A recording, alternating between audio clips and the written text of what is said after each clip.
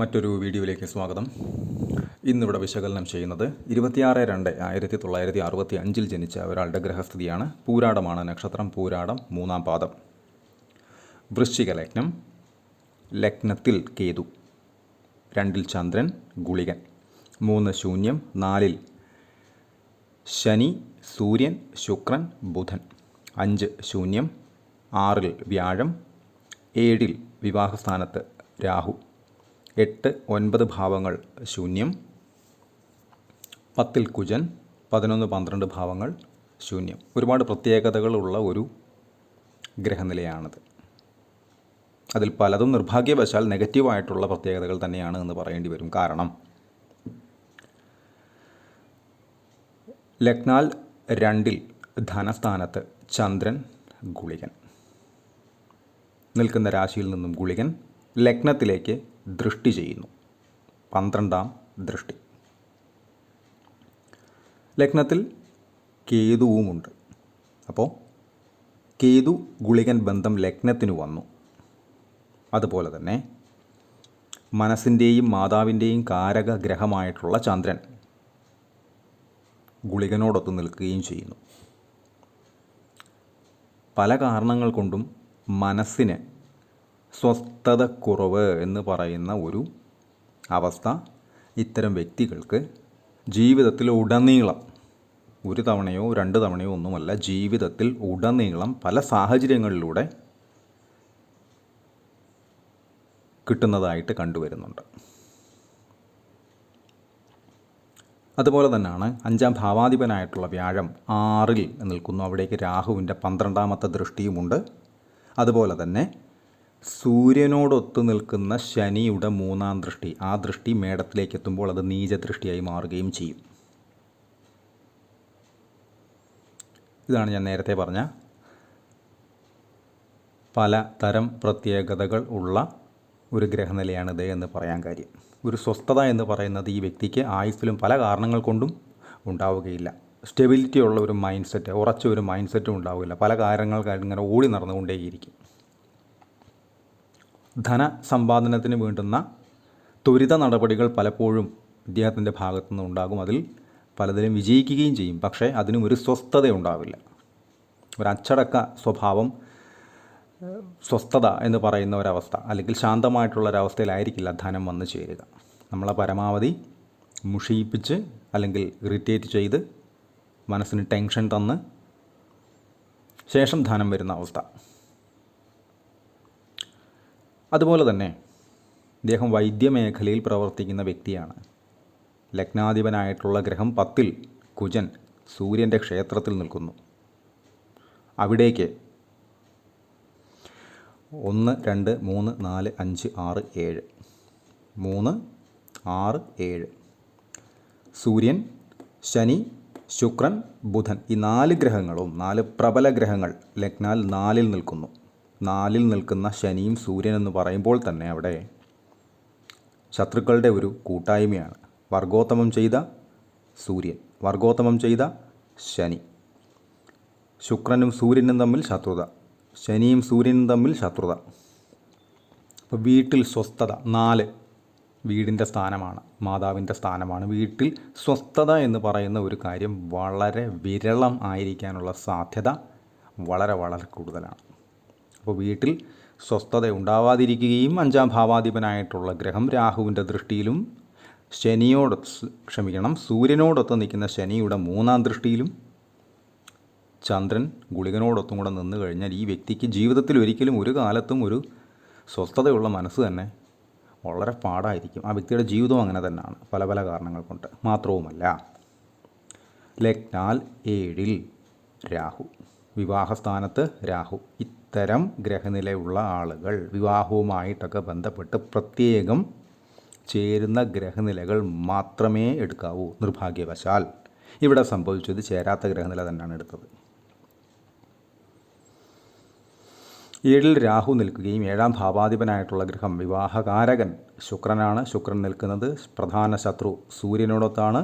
പ്രസ്തുത സൂര്യൻ ശനിയോടൊത്ത് വർഗശത്രുവിനോടൊത്തും കൂടെ നിൽക്കുമ്പോൾ വിവാഹ ജീവിതം സ്വാഹ എന്ന് തന്നെ പറയേണ്ടി വരും. അങ്ങനെ തന്നെ ആയിരുന്നു. സ്വസ്ഥതയോ സമാധാനമോ സന്തോഷമോ ഒന്നുമില്ലാത്ത ഒരു വിവാഹ ജീവിതം നയിക്കാനുള്ള യോഗമുള്ള ഒരു ഗ്രഹനിലയാണത്. അങ്ങനെ തന്നെയായിരുന്നു.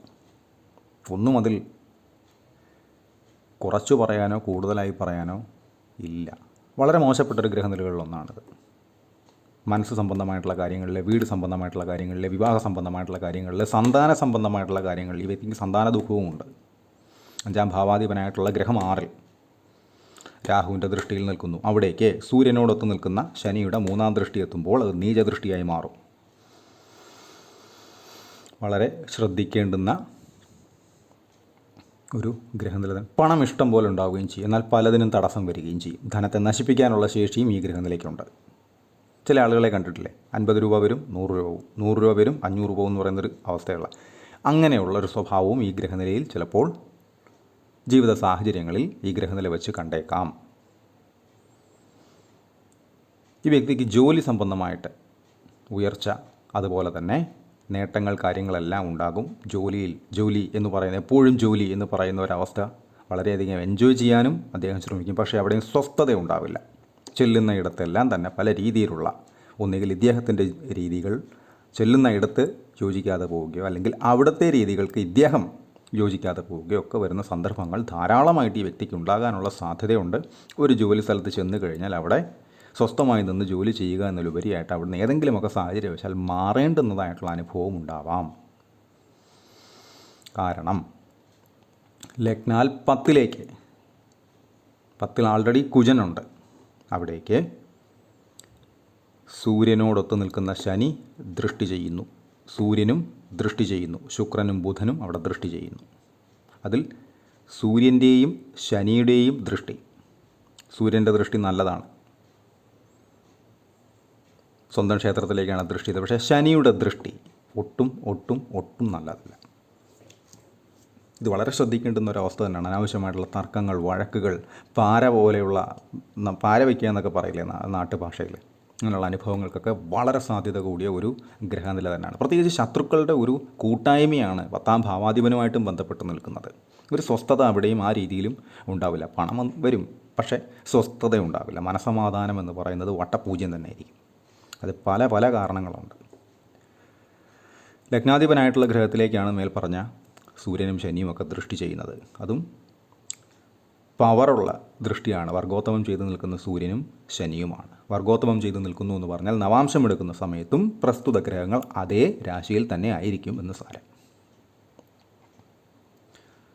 വളരെ ശ്രദ്ധിച്ച് ജീവിതത്തെ കൊണ്ടു നടക്കേണ്ടുന്ന തരത്തിലുള്ള ഒരു ഗ്രഹനില തന്നെയാണിത് എന്ന് നിസ്സംശയം പറയേണ്ടി വരും.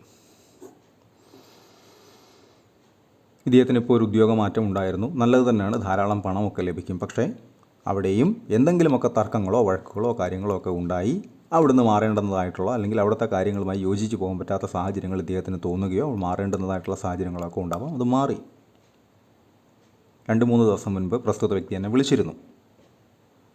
അന്ന് പറഞ്ഞതുപോലെ തന്നെയാണ് സംഭവിച്ചത്. ചെല്ലുന്ന സ്ഥലത്ത് ശത്രുതാപരമായിട്ടുള്ള അനുഭവങ്ങളോ അവിടുത്തെ കാര്യങ്ങളുമായി യോജിച്ച് പോകാൻ പറ്റാത്ത സാഹചര്യങ്ങളോ ഉണ്ടാകാമെന്ന് വ്യക്തമായി ഞാൻ ആദ്യം വിളിച്ച സമയത്ത് പറഞ്ഞിരുന്നത്. അതുപോലെ തന്നെയാണ് സംഭവിച്ചത്. ഇദ്ദേഹത്തിൻ്റെ ദശകൾ എടുത്തു കഴിഞ്ഞാൽ ശുക്രദശയിൽ ജനിച്ചു, 70 വരെ, 1970 വരെ ശുക്രദശ, ശേഷം സൂര്യൻ 76 വരെ, ശേഷം ചന്ദ്രൻ 86 വരെ, ശേഷം കുജൻ 93 വരെ, ശേഷം രാഹു 2011 വരെ, ശേഷം ഗുരു 2027 വരെ, ശേഷം ശനി 2046 വരെ, ശേഷം ബുധൻ, കേതു എന്നീ ക്രമത്തിലാണ് അദ്ദേഹത്തിൻ്റെ ദശകൾ കടന്നു പോകുന്നത്. ഇപ്പോഴത്തെ നടപ്പ് ദശ എന്ന് പറയുന്നത് ഗുരുവിൽ രാഹുവാണ്. 31/5/2025 തൊട്ട് 24/10/2027 വരെ ഗുരുവിൽ രാഹു. ഇൻഡയറക്റ്റ് ആയിട്ടുള്ള ഒരു ഗുരു ചണ്ടാള യോഗം എന്നൊക്കെ പറയില്ലേ. വ്യാഴം 6-ൽ നിൽക്കുന്നു, അവിടേക്ക് രാഹുവിൻ്റെ ദൃഷ്ടിയുമുണ്ട്. ഒന്നും അല്ലെങ്കിൽ അധികം കാര്യങ്ങൾ ഇദ്ദേഹത്തിന് അനുകൂലത്തിൽ പോകുന്നത് അല്പം അലച്ചിലും മുഷിച്ചിലും സ്വസ്ഥതയില്ലായ്മയ്ക്കും ശേഷം തന്നെ ആയിരിക്കുമെന്ന കാര്യത്തിൽ തർക്കമില്ല. വളരെ ശ്രദ്ധിക്കേണ്ടുന്ന ഒരവസ്ഥ തന്നെ. കൃത്യമായിട്ടുള്ള പരിഹാരങ്ങൾ അതിന് പറഞ്ഞു കൊടുത്തിട്ടുണ്ട്. അത് ചെയ്യുന്ന മുറയ്ക്ക് ഒരു പരമാവധി ഒരു 60-70% വരെയൊക്കെ പോസിറ്റീവായിട്ടുള്ള കാര്യങ്ങൾക്ക് സാധ്യത വളരെ കൂടുകയും നെഗറ്റീവായിട്ടുള്ള കാര്യങ്ങൾ കുറഞ്ഞു വരികയും ചെയ്യും. കൺസൾട്ടേഷൻ ആവശ്യമുള്ള ആളുകൾക്ക് ഈ നമ്പറിൽ കോൺടാക്റ്റ് ചെയ്യാവുന്നതാണ്. കോൺടാക്റ്റ് ഡീറ്റെയിൽസ് ഡിസ്ക്രിപ്ഷനിൽ കൊടുത്തിട്ടുണ്ട്. ഇത്തരം വീഡിയോസ് ഇനിയും തുടരും. നന്ദി.